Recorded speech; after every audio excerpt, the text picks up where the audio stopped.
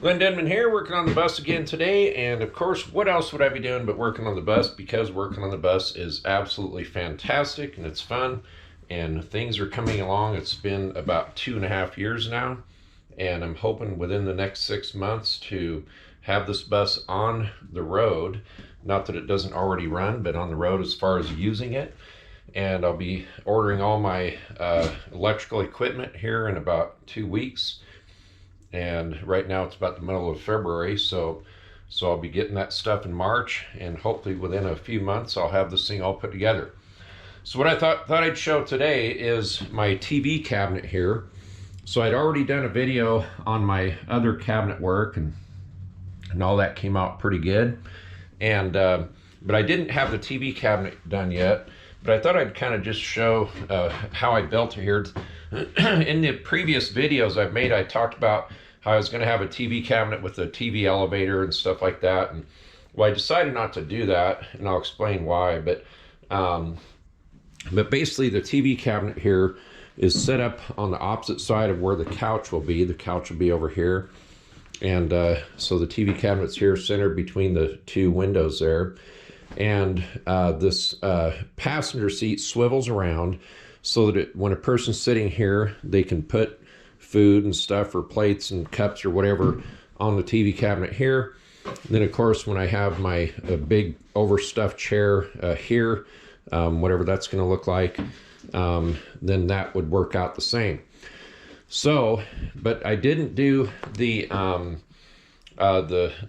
feature where the TV would raise out of it for a couple of reasons. One is because I wanted a TV large enough, or I just wanted a little bit larger TV. And so with the larger TV, then I would have had to build the cabinet up higher above the window hardware. And not that that would be an insurmountable matter, except I just like to have it just a little bit more accessible. And so you don't have to reach behind something or whatever. The TV cabinet would have to be probably another 6 inches tall, or maybe even more. And so it was just getting too bulky. So I decided to shorten it down a little bit and not put the TV inside it and have it come up. The TV is just going to sit on top. I'll have a bracket where it'll mount to the top, and then a stabilizing feature, a bracket coming back to the wall, or whatever it takes for the television. It'll probably be about a 32-inch TV, like a Vizio or something. We have a couple of different ones that we're going to try. And but this cabinet here, I had built this top back when I did the rest of the kitchen countertops, and so that way it all kind of matches, you know. And of course, this is the laminate here with the maple edge. And then this is the birch veneer. And then this is the oak stave material. Which I might even insert a little video in this video on how I took those oak staves and cleaned them up and things like that. Anyway, so the cabinet here, one of the reasons also behind not having the television come up out of the cabinet with the TV elevator is because when I converted the bus, I made the decision early on, which I kind of wish I wouldn't have now. But once you make a decision on the bus, you got to kind of flow with it on different things. So the decision was to go ahead and maintain the original bus heat system. So it all works fine, and it's there. The problem is that throughout the build, it's created a lot of problems because of the location of the vents where they come up out of the floor. You have return air vents, you have supply air vents, and it all goes through the system in the middle of the bus where it has the fans and the heat exchanger and things like that. And I thought, well, it'd be great to keep that functioning when I first started building the bus.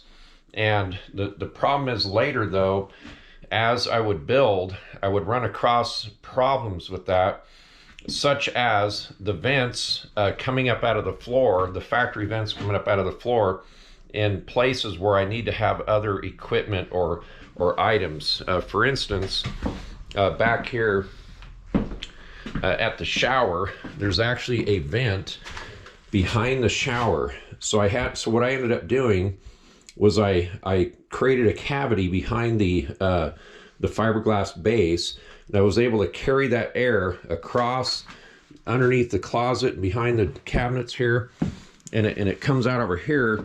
I still have to cut the opening. I've got a mark here for an opening here, and so it goes in that direction, plus it also goes in the other direction over to this opening here that'll be under the refrigerator. So, and then of course I've got this opening here that ends up being not too bad, because I've got a, this will just be a chair, and I'll have a grill on that so the chair can, so it can withstand the chair weight and stuff like that. But, and then on this side, there's another vent back, I think it's behind the range down on the floor. So I had to build the cabinets in such a way so as to have a plenum so that air can come out, which now comes out in this rectangular hole here under my cabinets here, under the kitchen sink.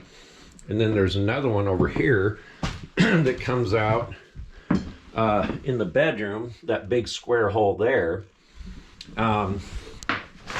So that way, I mean, if I was going to maintain that system, then I had to do something to work around it. But I could have easily just not even had that system maintained at all and just had other heat sources for when we're driving. Anyway, so it really kind of turned into a pain. And I suppose I could still eliminate the system, but I've done so many things with this bus to keep it going because of that early on decision that, anyway, it is what it is. So the final straw on that is my TV cabinet here. So of course, like I said, I originally wanted to have the elevator system, but it just so happens that there is a vent hole in the floor right under where I want this cabinet to sit. So that hole is down through the cabinet here. So what I ended up doing is building a plenum here with an opening on the side so that the air will travel out that opening. So anyway, it's just another one of those pains that I had to go through. So anyway, so I haven't completely finished the design of this yet. So with that box having to be in the corner, then that eliminated my my dream to have a TV elevator. So I just went ahead, being that I was doing that, I went ahead and made it shorter, the whole box shorter, and then just did some other design features. So on the back wall here, I've got it, this obviously I have to screw this down. I've got these aluminum brackets in here that I'm gonna screw it down with, so that way it doesn't slide around. But basically I've got the setup here so that, here, let me get this.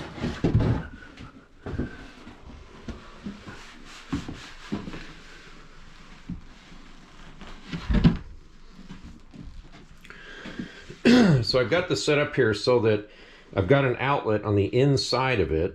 Now, I don't have any other outlet in this area in the bus, and I really don't think a person needs a whole lot of 110 volt outlets, to tell you the truth. But if I wanted to use this outlet for something on the outside of this, I could easily just cut a hole in the side of the cabinet here, trim it out real nice. We can just reach in and plug something in. It doesn't have to have another outlet on the outside. But the way this is here, I've got this so the whole thing pulls out away from the wall. So that way, when I install the carpet here, I want to have this thing out, install the carpet, and then put this thing back on top of the carpet. So, because I figured it'd be easier to install the carpet with this cabinet out of there. And so with that being said, I didn't want to install my wiring into the box permanently for the cabinet. So I went ahead and just put my wire in, and this just slides right up against the wall. Of course, with the carpet, it's going to be up higher, so I'll have to probably adjust the hole there. And anyway, then I'll screw it down to the floor. I won't screw it to the back, so I've got that wire behind there and stuff. Plus, with the slope of the wall, then there's actually a gap there across the back anyway for the wire to go across. So So I haven't put any shelves in here yet. I figure on this side I could put like a stereo system or something, I don't know. And over here, my DVD player, you know, whatever other kind of equipment. I could put a sound system in here and mount some speakers on the sides or whatever. I haven't quite figured that far into it yet. So this middle piece here, so I've got the door on each side, obviously. And this middle piece here slides out. It's actually a drawer. And so I've got enough room here to put 25 movies here, 25 movies here, 25 movies here, and 25 movies here. Because my wife and I would like to watch movies every once in a while. And it's not like we're going to watch 100 movies on a given trip, but it's just nice to have a little variety. So basically this closes in and out. It's got the self-closing drawer glides. I went ahead and just built all that into the bottom of it here, just as if it was a drawer. And then I've got the handles installed, and the handles, the way I put them on here, it looks kind of different. I don't know. Anyway, that's just how I did it.